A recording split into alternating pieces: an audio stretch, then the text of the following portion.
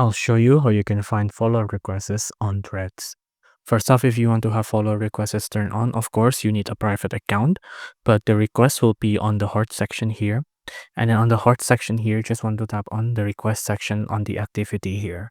Any follow request you have will be shown here.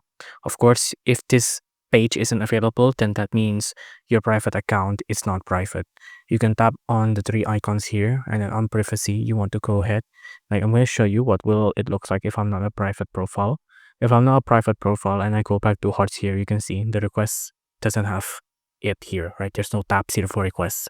So make sure you go to your settings here, go to ahead and go to privacy, and then go to tap on private profile, tap on OK. Once you tap on OK, we can go back again.